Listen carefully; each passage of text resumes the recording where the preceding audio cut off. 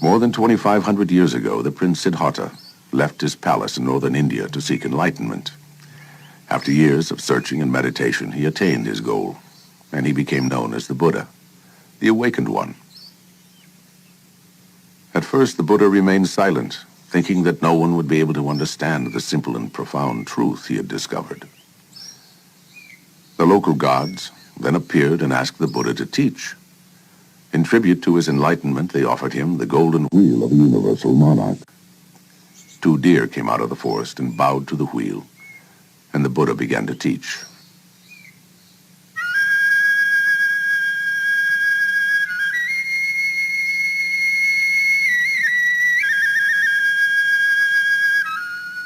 For 40 years, the Buddha taught throughout India. After his death, his teachings spread through Asia, eventually reaching Tibet. While Muslim invasions destroyed Buddhism in India, the teachings of the Buddha flourished in Tibet.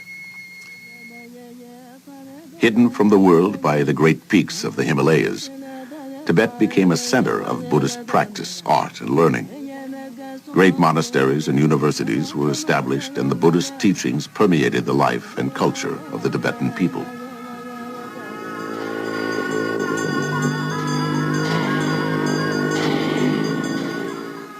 Four major schools of Buddhism developed in Tibet: the Nyingma, the Kagyu, the Sakya, and the Gelugpa school of the Dalai Lamas.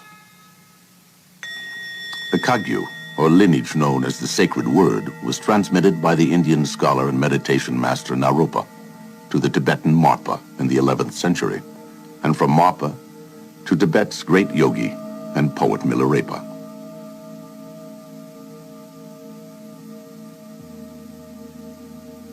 For the last 800 years, the Kagyu school has been led by a succession of 16 incarnate teachers who have been proclaimed as the Black Hat Lamas, or the Karmapas.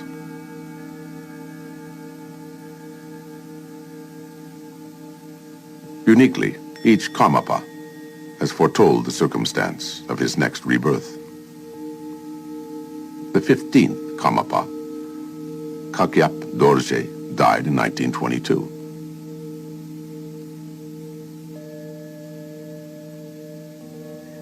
The Venerable Gyalwa Rinpoche, a senior meditation master of the Kagyu order, remembers.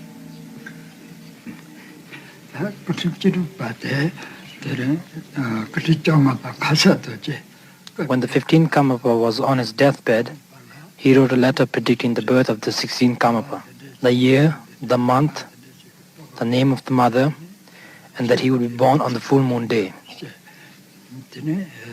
The 16th Karmapa was born and then found according to this prediction.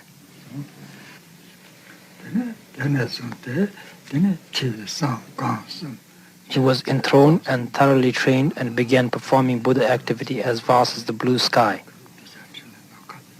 He came to be known everywhere as Karmapa Rangjung Rigpe Dorje, the wish-fulfilling gem.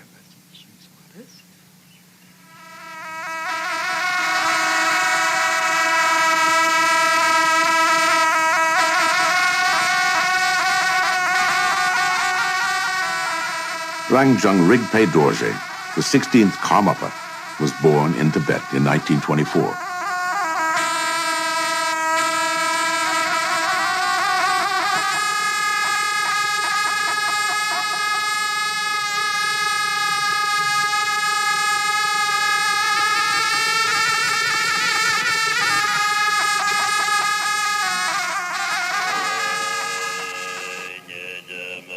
Buddhists hold that great teachers such as Karmapa choose to be reborn into this world again and again because they have taken a vow to help all beings reach enlightenment.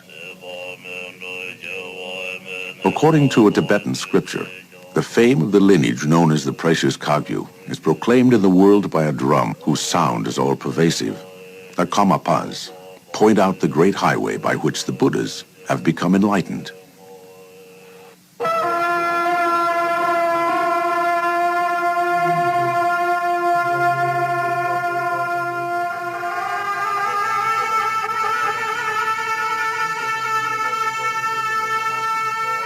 The name Karmapa means he who performs the activity of a Buddha.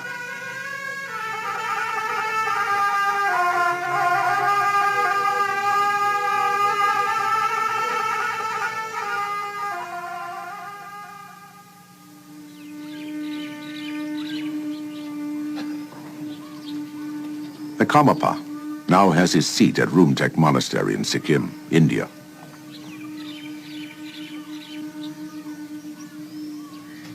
He left Tibet in 1959 when the communist invasion shattered the country's isolation and forced its spiritual leaders into exile. The mountain range separating Sikkim and Tibet, still under communist occupation, can be clearly seen from Rumtek. Taishi Namgyal, nephew of the Karmapa, was raised at Rumtek. Long before the communist invasion, His Holiness Karmapa told most of his followers and many other Tibetans that the communists were going to take over Tibet and that they should try to go to India.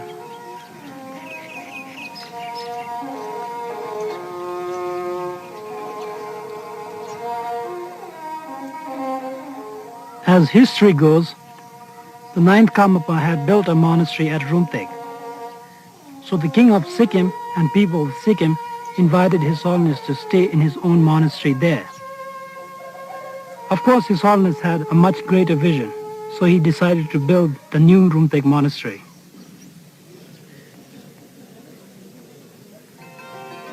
In keeping with Tibetan tradition, a lay community has grown up around the monastery. The Tibetan refugees just wanted to live with His Holiness, to live at Rumtek Monastery, and to practice Buddhism.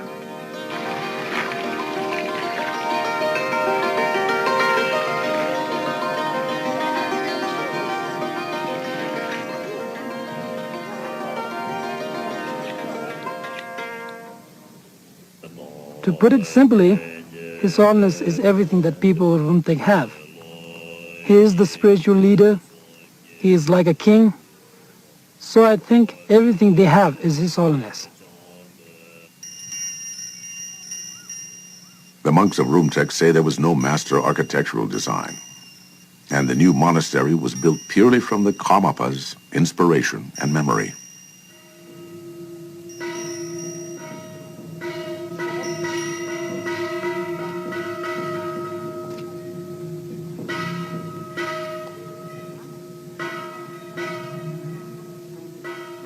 Many of the 250 monks at Rumtek are children who have been placed in the Karmapa's protection by their parents to receive an education and training in the Buddhist path. Once they are grown, they are free to leave the monastery or remain and renew their vows.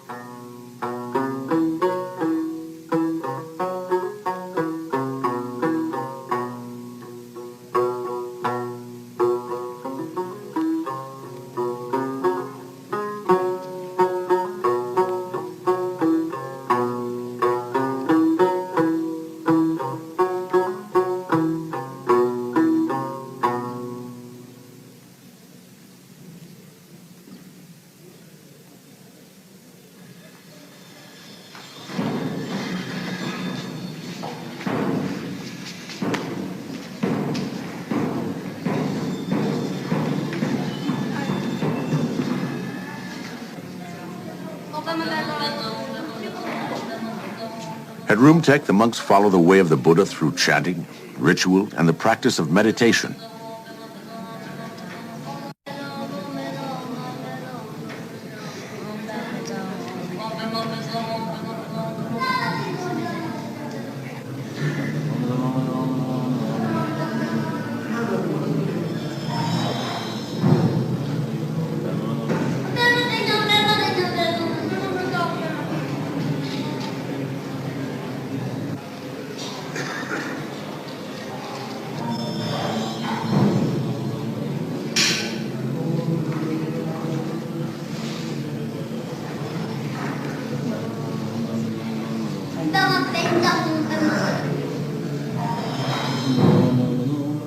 Meditation practice is the very basis of the Buddha's teachings.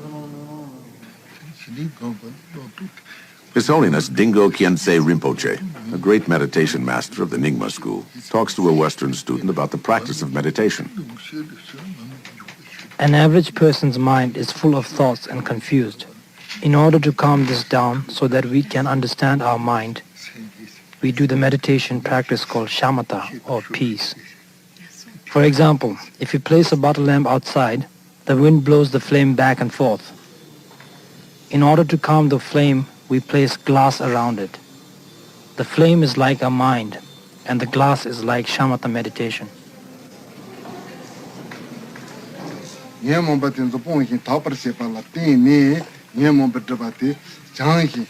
In Buddhism, the intuitive experience of meditation is joined to the intellectual study of Buddhist scripture.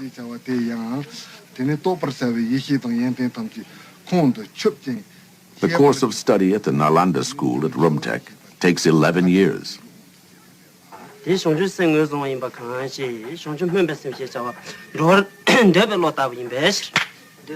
The lecture is followed by examination and debate.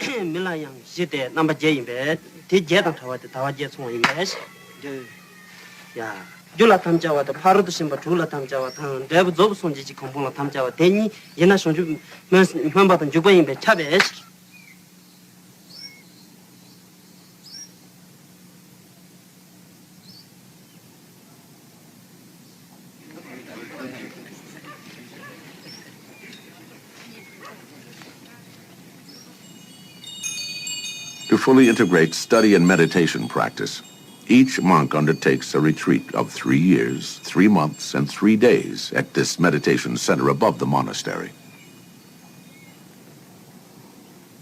Close to the retreat center are the personal quarters of the Karmapa.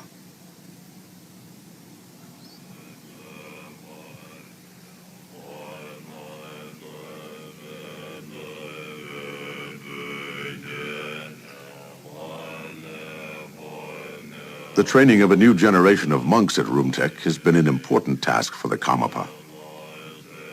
When he left Tibet in 1959, the Karmapa brought with him 4 small children, who were his principal students. Shamar Rinpoche, Tai Situ Rinpoche, Jamgon Kontrul Rinpoche, and Gyaltsap Rinpoche. According to the Kagyu tradition, each was an enlightened teacher in his last life. They were all discovered by the Karmapa as infants. His Eminence, Jamgon Kongtrul Rinpoche.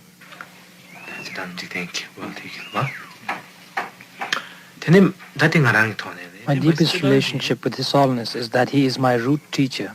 He is my spiritual and temporal guide. This relationship goes back to many previous lives, which is something unexpressible, not just for 1 or 2 lives, but for a long, long time. The Karmapa pays attention to every detail in his students' lives. Here he instructs the young Shamar Rinpoche, also known as the Red Hat Lama, in the practice of meditation.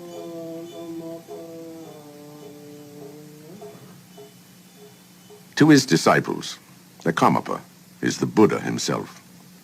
Thus, in meditation, the student can meet the mind of the Buddha, the mind of enlightenment.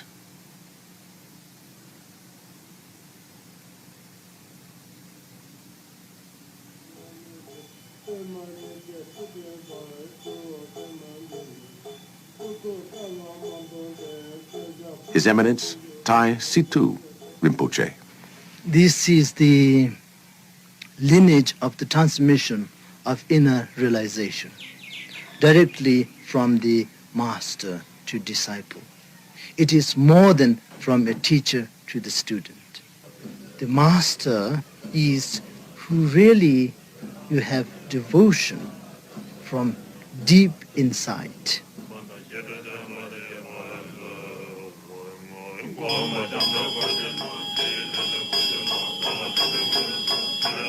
When they are ready, the students receive the most advanced teachings of the lineage.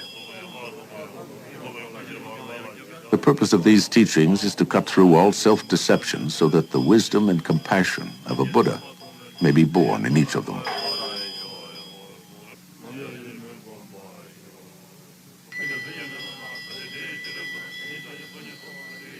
Here the Karmapa instructs his students in the use of the bell and dorje.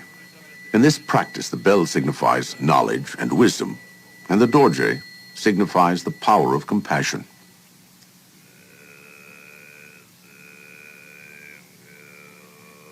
The young students soon become teachers themselves.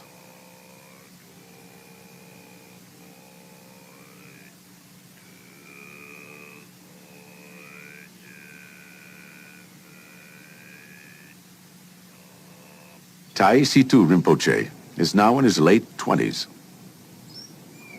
He's seen here in the Karmapa's aviary.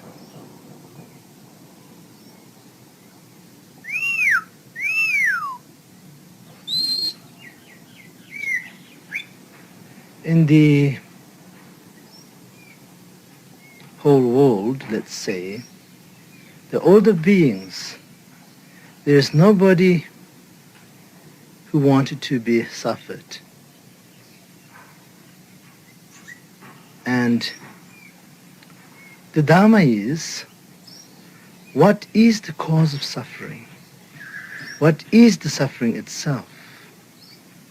What is the cause of happiness? What is the happiness itself? As older beings don't want to be suffered, to accomplish or fulfill this wish for the old being, that is very, very basic meanings of the Dharma.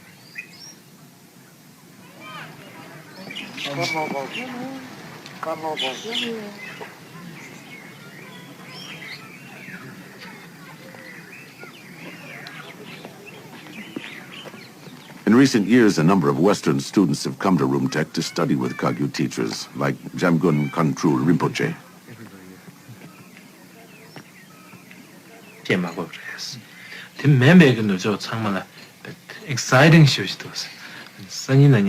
I've noticed through my own experience with the West that the new student gets very excited, hoping for immediate results.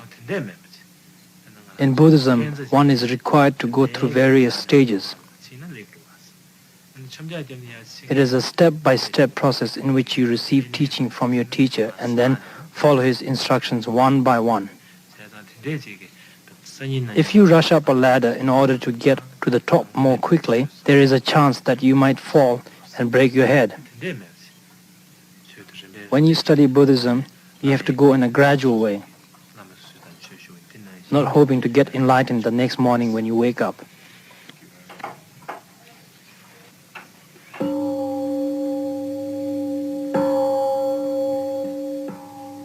Beginning in the late 1960s, a number of the Kagyu teachers who had escaped from Tibet came to the West to teach and to live.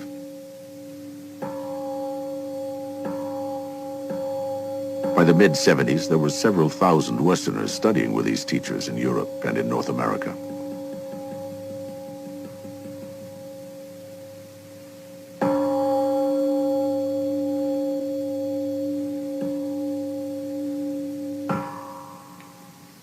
Here, students practice meditation under the guidance of the Vajracharya, the Venerable Chögyam Trungpa Rinpoche.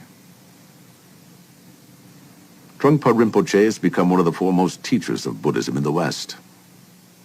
The practice of religion, not necessarily as a sectarianism, but basic religion is common sense of how to be oneself gentle and decent, and also how to tame one's mind so that we can help ourselves, in turn that we can help others. In 1974, the Karmapa made his first visit to the West. During that time, he came to Vajradhatu, a Buddhist center in Boulder, Colorado, at the invitation of Chögyam Trungpa Rinpoche.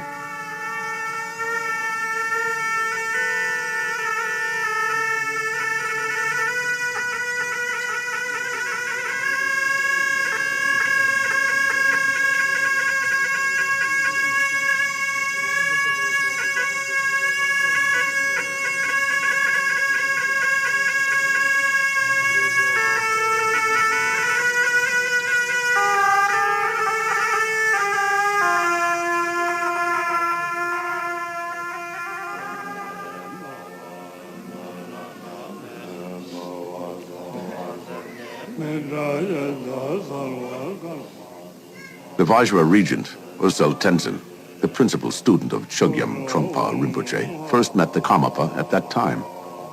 As soon as I saw him for the first time, it was breathtaking in a way.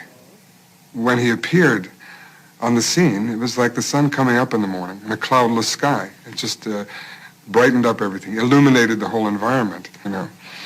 And more than that, he actually could affect people's lives so that they somehow shed their burden about themselves. And just seeing him made us happy, made me happy. I remember that in a simple way. A simple gesture made you feel like there was a very definite goodness in the world. Very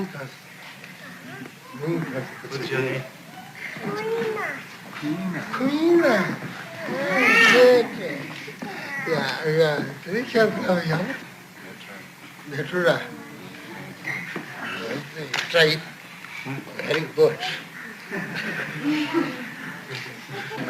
Very good name. Very good.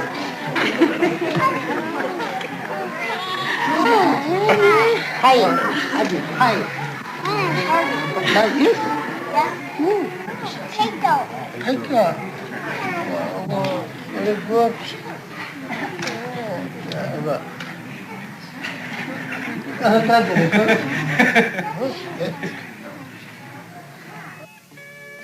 A Tibetan prophecy from the 10th century foretold that when the iron bird flies and horses run on wheels, the teachings of the Buddha will come to the land of the red man. In 1974, the Karmapa visited the Hopi Nation in Arizona. According to Hopi prophecy, during the decline of the spiritual forces in the West, men will come with red hats and reveal themselves to be the true friends of the Hopi people.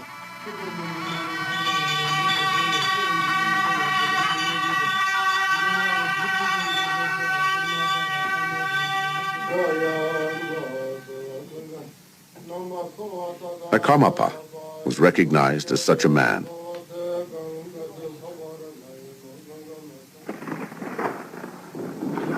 And he was credited by the Hopi for creating a rainstorm in the middle of a drought.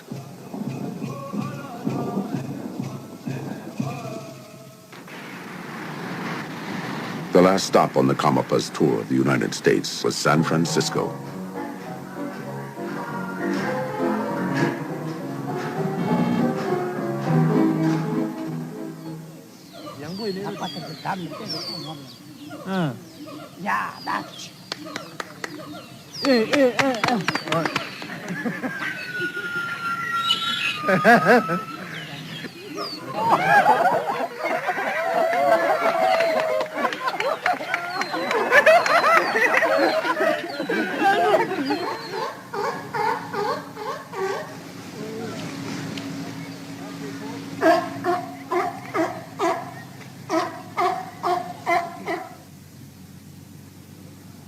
In San Francisco, as elsewhere on the tour, the Karmapa performed the ceremony of the Black Crown.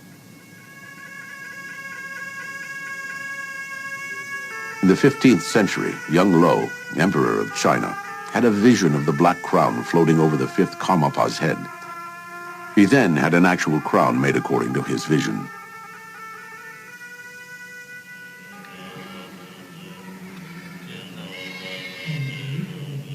Chögyam Trungpa Rinpoche.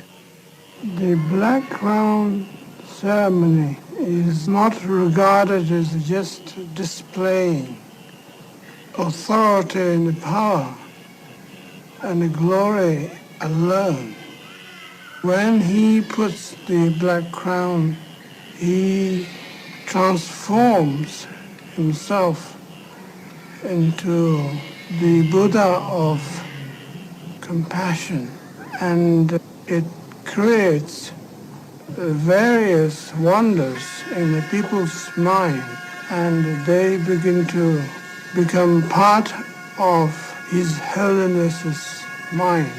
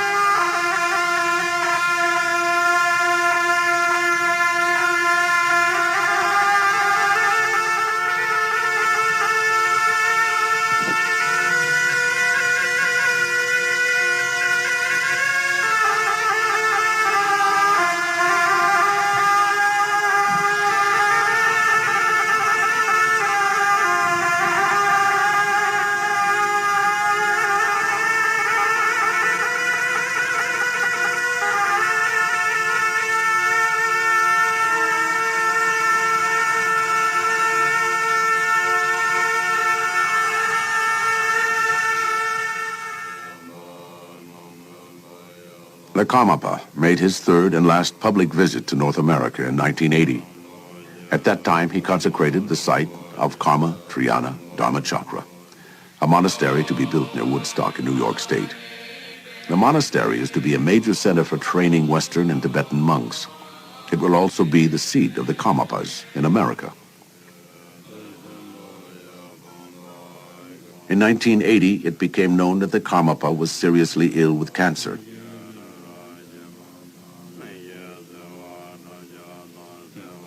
The following year, the Karmapa died in a hospital in Illinois.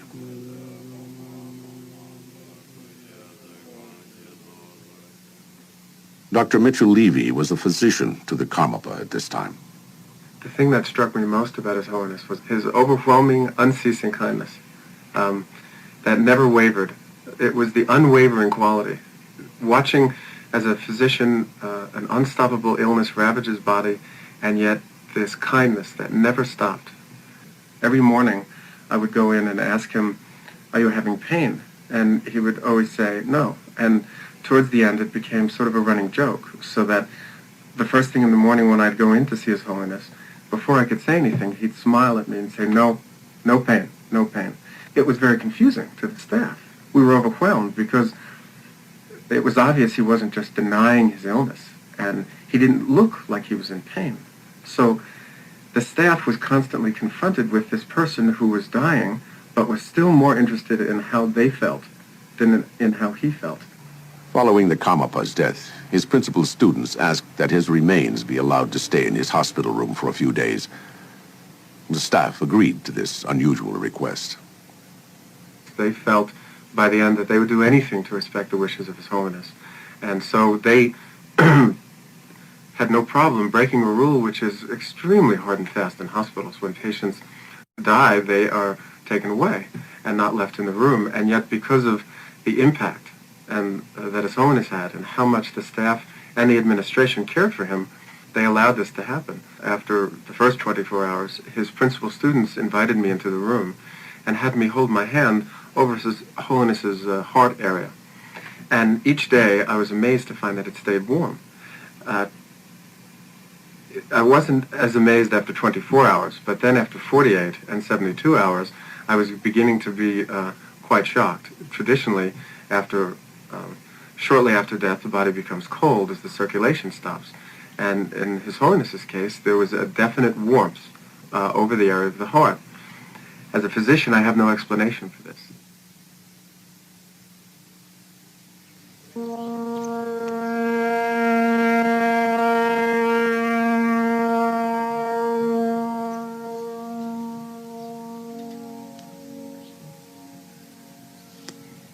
The remains of the Karmapa were flown back in state to Sikkim.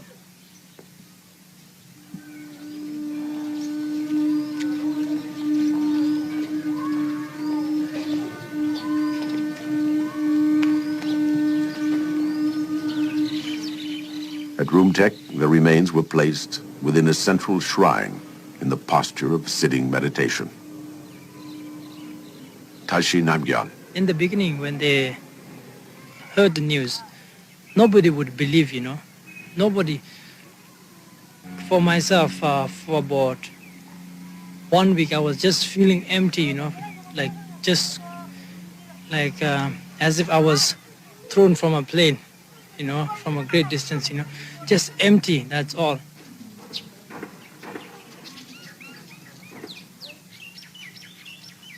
A chitan, or special shrine representing the body, speech, and mind of enlightenment, was constructed to contain the remains of the Karmapa during the forthcoming cremation.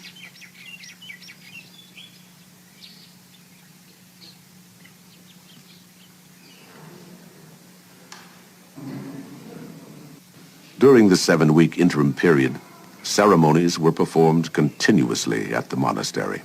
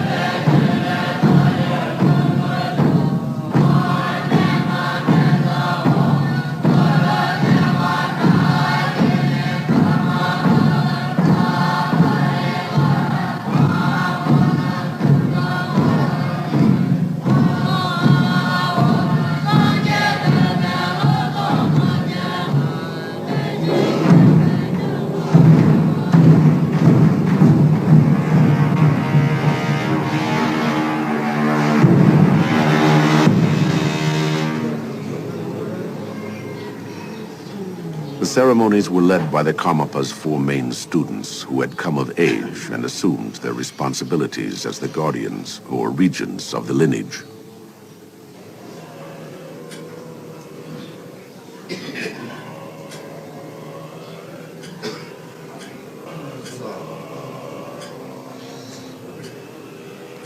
Taisitu Rinpoche.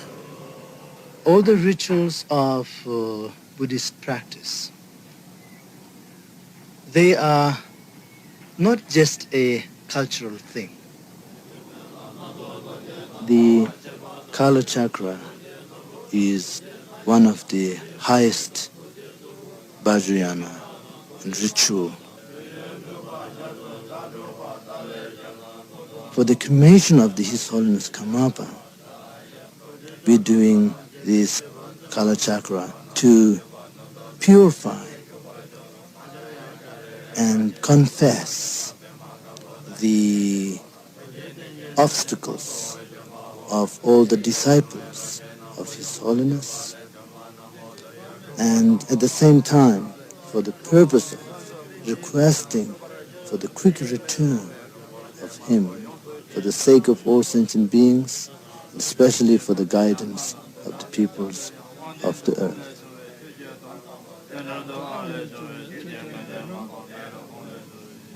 Chögyam Trungpa Rinpoche arrives from America with some of his Western students. Once you're born, and the minute when your umbilical cord is being cut, and there is a beginning of next thing, which is the death. I don't want to be particularly morbid, but nonetheless, that once we, as we say, once, how does it go? It's, when something goes up, must come down. So that's the notion of impermanence is once you have created something, it is subject to decay. And we don't regard it as a particularly punishment or curse of anything at all. It's in fact feels that some sense of relief from the pain, and also some sense of appreciation of one's life at the time.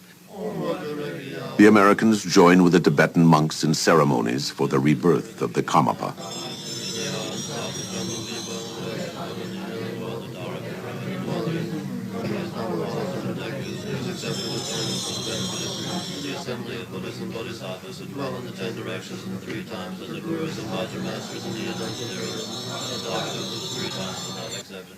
They chant, "The excellent wealth of gods and men, complete and flawless, I set out before you and offer to you.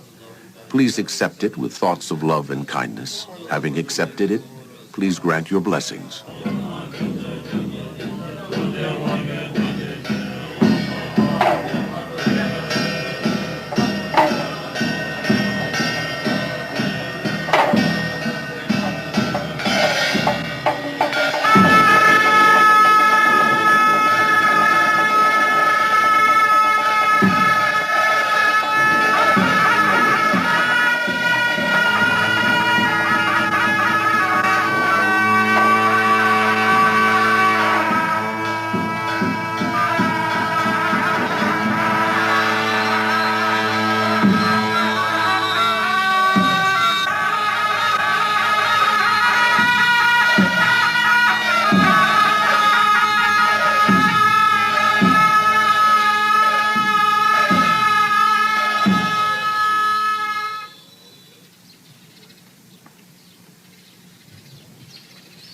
Dawn on the day of the cremation.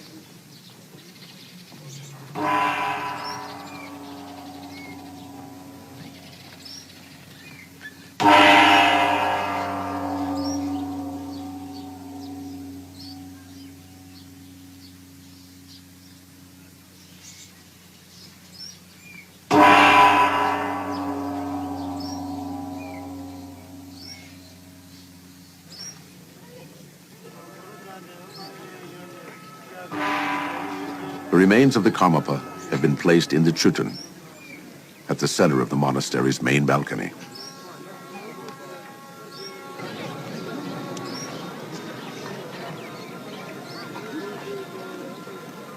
A crowd of over 10,000 is gathered. including representatives of all sects of Tibetan Buddhism.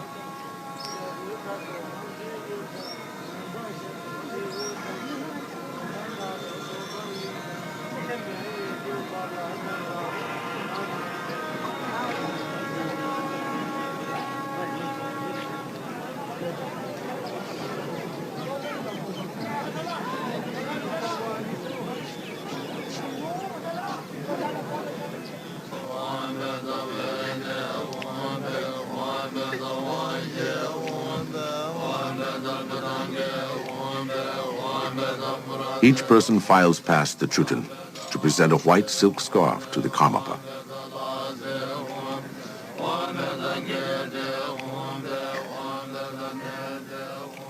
The Indian governor of Sikkim comes to pay his last respects. The royal family of Bhutan.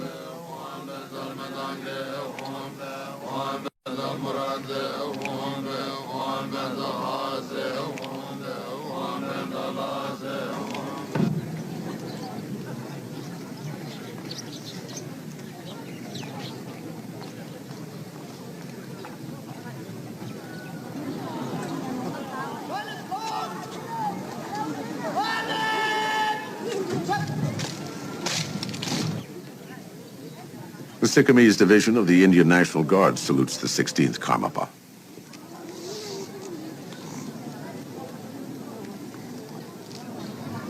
Ursel Tenzin. I last saw the Karmapa about a week before his death. His eyes were perfectly clear, and when we looked at each other, there was a common understanding of death as not being a big deal, particularly, but an ordinary experience, the same as birth, and the same as every experience that we have in our life, that we relate to it in a very direct and simple way. And knowing that it would probably be the last time that I saw him, I put my head down to receive his blessing. And at that point, I just began crying.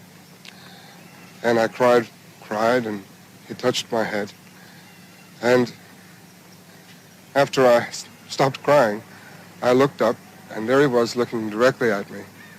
And he said, with a slight smile on his face, "Nothing happens." And at that point, I realized again the truth of impermanence, and also the fact that the Karmapa himself was a completely realized being.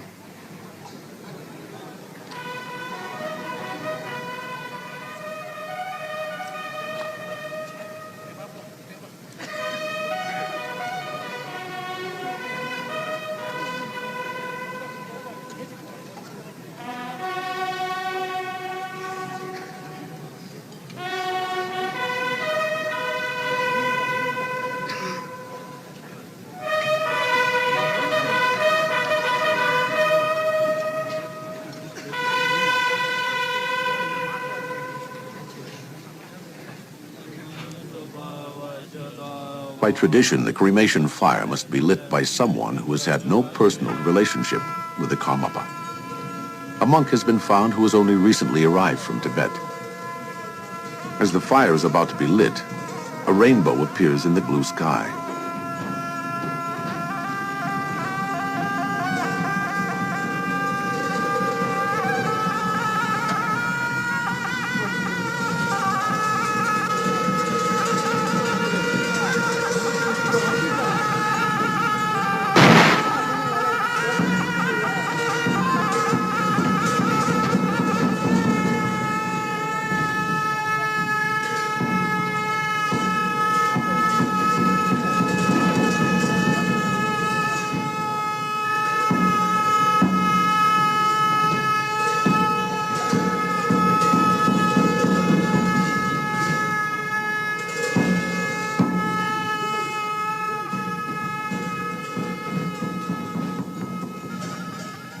Situ Rinpoche.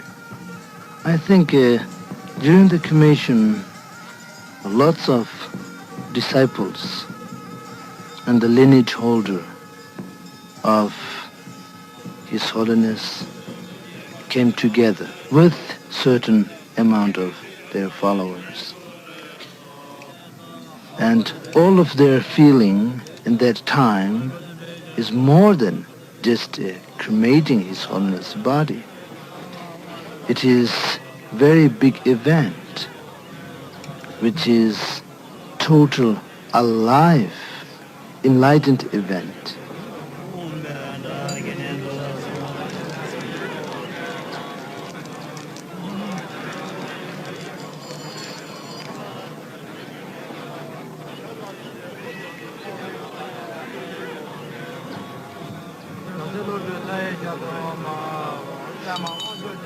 The four regents of the Kagyu lineage wear princely robes and crowns which represent the enlightened wisdom of all Buddhas.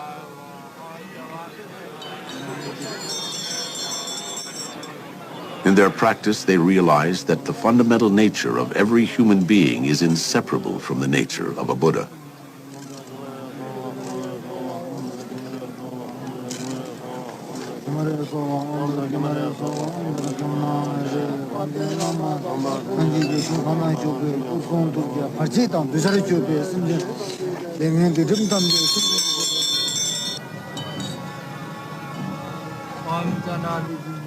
Their Eminences, Shamar Rinpoche, Tai Situ Rinpoche, Jamgon Kantrul Rinpoche, and Galsap Rinpoche will be responsible for the teaching and the training of the 17th Karmapa, just as the former Karmapa once trained them.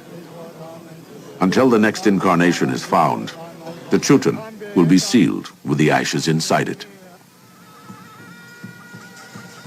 Tai Situ Rinpoche. All the Karmapas, they recognize themselves by themselves.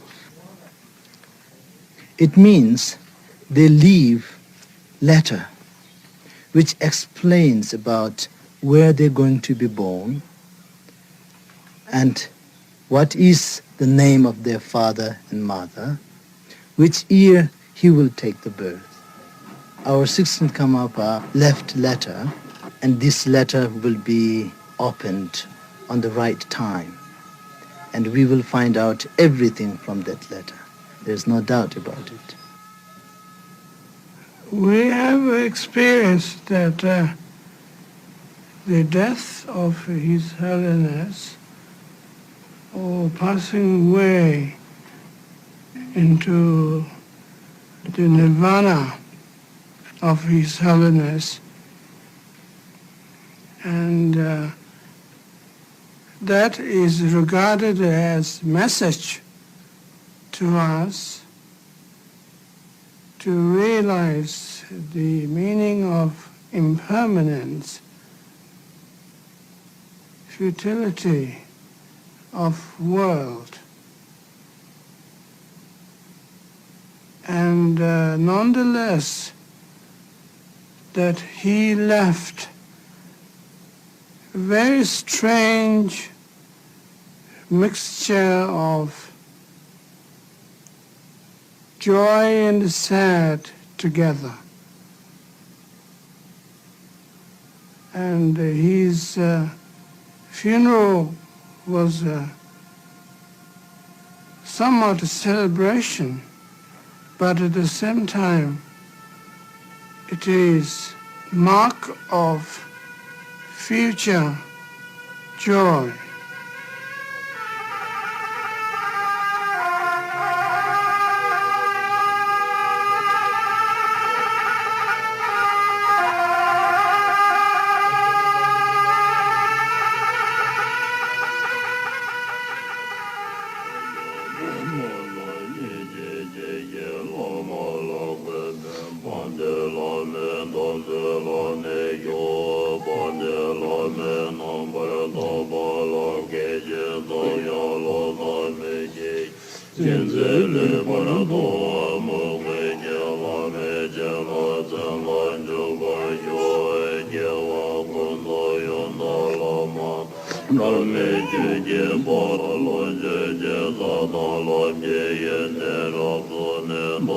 Chögyam Trungpa Rinpoche